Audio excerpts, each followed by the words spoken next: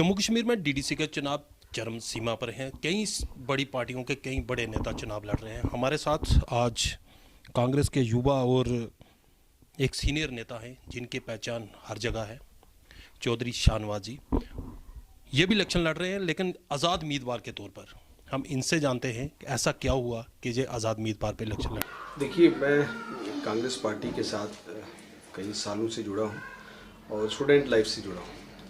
मैं जब student politics में था तब NSUI से शुरुआत करते हुए NSUI में यूथ कांग्रेस में देश भर में जो है मैं नेशनल लेवल पे काम किया। कांग्रेस पार्टी की कई ओहदों पे मैं रहा और मुल्क भर में 20 से ज़्यादा रियासतों का इंचार्ज भी रहा, वहाँ काम किया।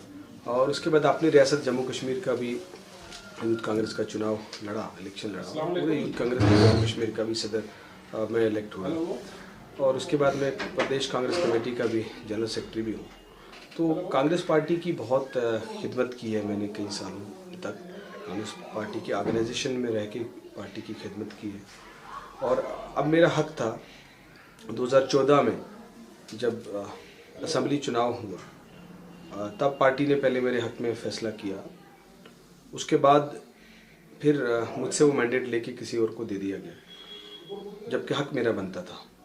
लेकिन उसके बाद भी मैंने कहा कि ये पार्टी का डिसीजन है, तो मैंने पार्टी के साथ खड़ा हुआ और मैंने उसी जोश से, उसी जज्बे से पार्टी में काम किया और पूरे जम्मू कश्मीर में यूथ की लीडरशिप को खड़ा किया। उसके बाद क्योंकि जहाँ जम्मू कश्मीर की जो लोकल लीडरशिप थी कांग्रेस की, उसने मेरे जो लीडर हैं मैं उनको अपना लीडर मानता हूँ, आज भी मानता हूँ, राहुल गांधी जी।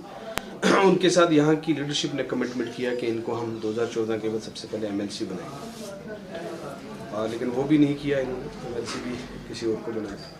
उसके बाद जो अभी रिसेंटली पार्लियामेंट चुनाव हुए, पार्लियामेंट इलेक्शंस में जो पैनल में 2 नाम गए उसमें भी मेरा नाम था और MP की टिकट भी मुझे नहीं दी गई। लेकिन इन सब से मेरा कोई वास्ता नहीं था, क्योंकि मैंने कभी भी, मैं कांग्रेस पार्टी की खिदमत की लेकिन कभी भी पावर की लालच नहीं की।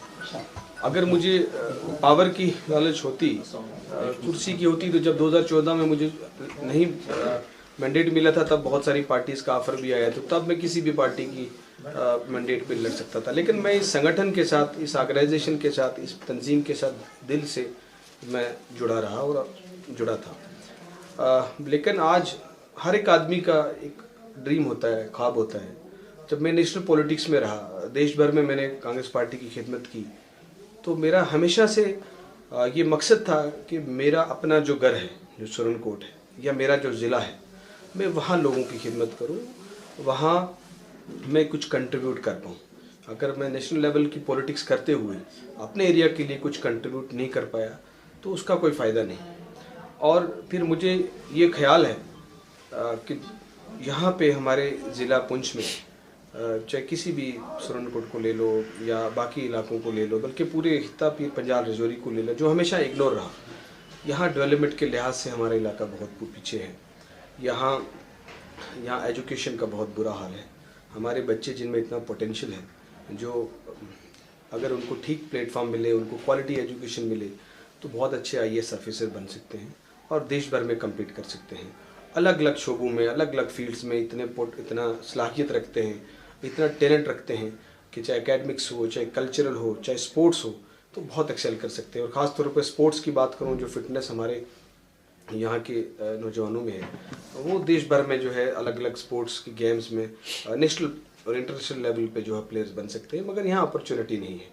और आप कंपैरेटिव स्टडी अगर कर लें कश्मीर से, जम्मू से, तो बाकी रीजन से, तो जो हमारा खित्ता है पीर पंजाल, उसके हालात बहुत ख़राब हैं और यहाँ सड़कों के बुरे हाल हैं, हॉस्पिटल्स में फैसिलिटीज़ नहीं है, यहाँ इंफ्रास्ट्रक्चर डेवलपमेंट बिल्कुल नहीं है, कहीं स्पोर्ट्स स्टेडियम्स नहीं मिलेंगे।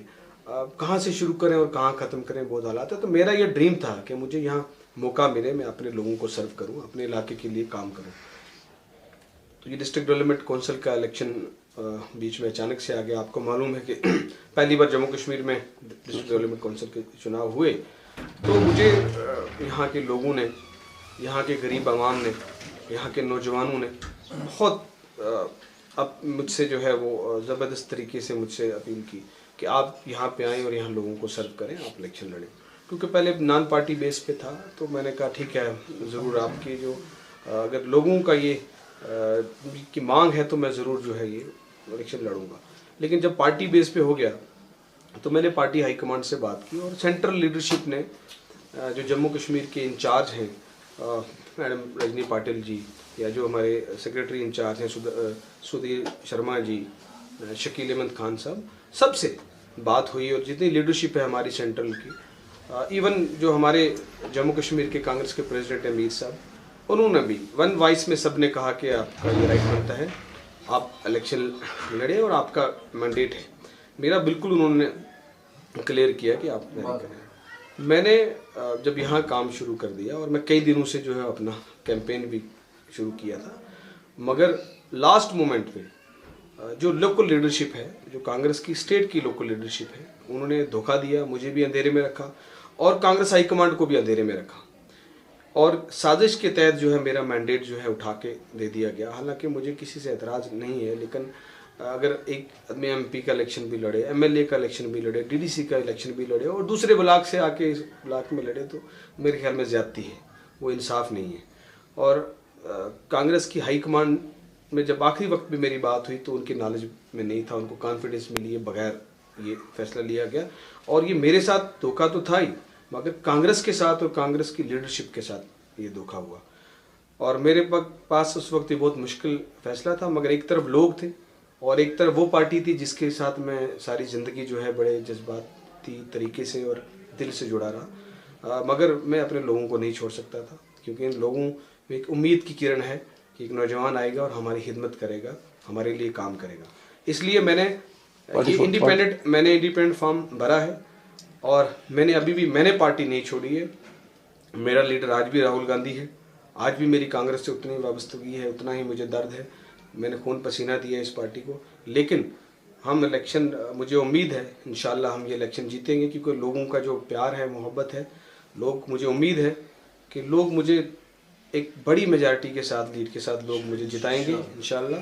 और उसके बाद मैं वापस दिल्ली जाऊंगा अपने लीडर के पास और फिर हम बैठ के बात करेंगे, सेंट्रल लीडरशिप से बात करेंगे, फिर जो उनका फैसला होगा उसके अभी तक नहीं हुई है, देखते हैं क्या। मैंने तो अभी तक अगर उनके निकालने से क्या होगा, अगर कोई इस पर पार्टी एक्शन लेगा भी तो वो मेरा डिसीजन है।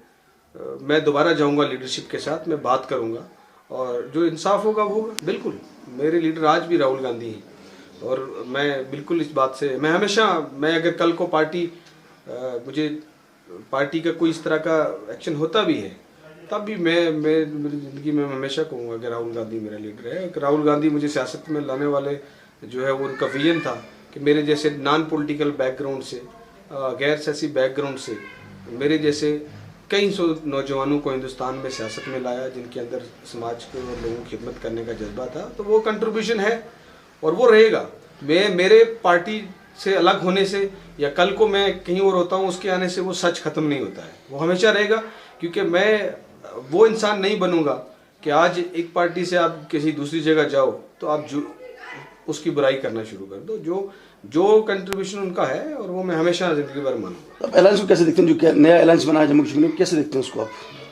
अलायंस तो पार्टीज के होते रहते हैं, वो वक्ती तौर पे हालात को देखकर होते रहते हैं। इस स्टेट को बीजेपी ने और मरकजी सरकार ने तबाह बर्बाद कर दिया। और किस तरीके से आपने देखा कि 370 हटाने के बाद डेवलपमेंट के नाम पे लोगों को गुमराह करने की कोशिश की गई, मगर आज हमारे स्टेट के जो हालात हैं वो बहुत बदतर हैं।